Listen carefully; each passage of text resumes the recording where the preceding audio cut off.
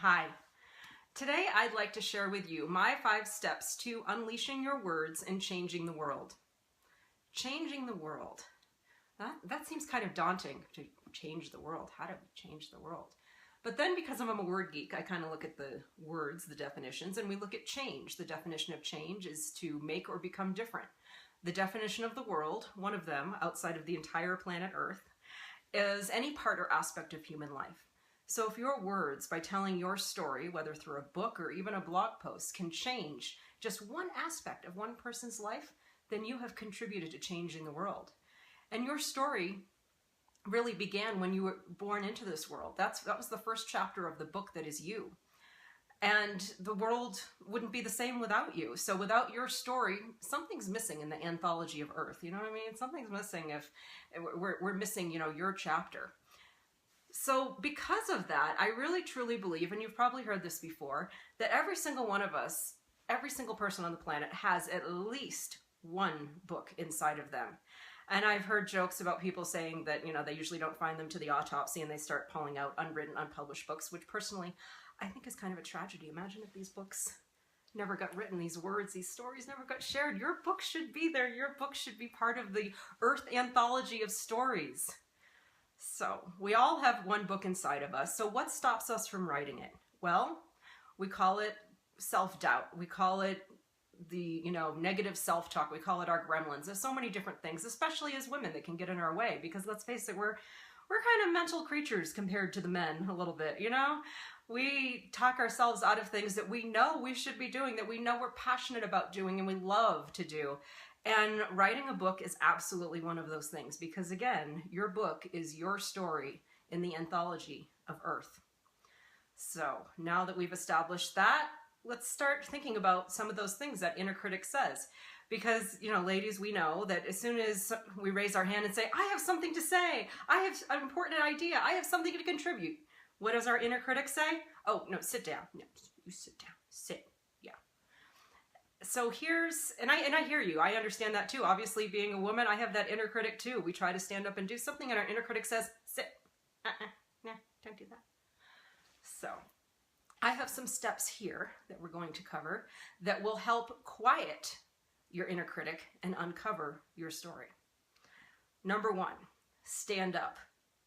Don't listen to inner critics. If you have something to say, and you have a message, you have a story, stand up and be heard. Again, you are contributing to the story of us, and it's incomplete without you. Number 2, let's think about your message, your expertise. We're all experts in something. There's no way we can get through this lifetime and not pick up certain knowledge and then make it our own and add our voice to it and add our experiences to it and become experts. So we hear the phrase thought leader, you are one.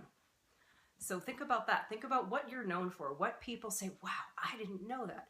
How do you know that? Can you tell me more about that? There you go. There's your message.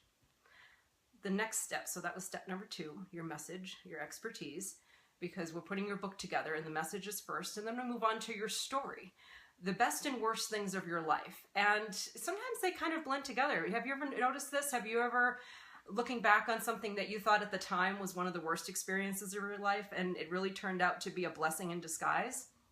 So when we think about our stories, we think about the good column and the bad column, and sometimes there's a lot of parallels, there's a lot of connections there. So we look at our story there. For instance, what I call my backstory is when I was 16 years old, my spine went from being perfectly straight to curved like a question mark, as Forrest Gump would say. And my whole life plan, I thought I had my life all planned out, completely fell off the tracks because all of a sudden I was a patient in the healthcare system for years. And then from that, I wanted to get power back over that system. So I became a nurse. And then I realized I wasn't a nurse because I was always a writer. And just through this kind of twisty road that life is, it brought me back to my purpose as a writer. And so you see how I've connected the message there, where it's just like we have this story, and the things that we learn, that I've learned from the power of the curve, are the things that make me successful in what I do. But if my back hadn't curved that way and my life hadn't gone this curvy road, who knows? So there's your story. So then what we do is we merge. We look at those common threads between your message. So what are you trying to tell people? So is your message one of empowerment because perhaps something in your childhood or when you were younger, you ended up feeling very disempowered? Or perhaps your message is work-life balance because you never saw your parents because they were just burning both ends of the candle and you never got to see them, and you just had this message implanted: I will never be this. I will be there for my children. So work-life balance is your message. There's so many different ways that we can connect our personal life stories and the message, the inspiration, information, motivation, all the things that we'd like to share with the world. And that's really the gist of what the New York Times calls a self-help biography, which they're so popular right now because people want to learn something, but they also want that message wrapped in the authenticity of someone's personal story. That way there could be 10 books on work-life balance, but because yours is wrapped up in that story of your parents coming home late at night, sometimes after you've gone to bed, and you're just so frustrated because you wanted to, be with your parents, you wanted to play, and you made that promise to yourself that you would find a way to balance these two things. That makes your book different than all the other books on work-life balance because it's your story that it's wrapped in. And that's what it is. And from there, step 5 is a plan of action, because I am a huge fan of plans and strategies and systems.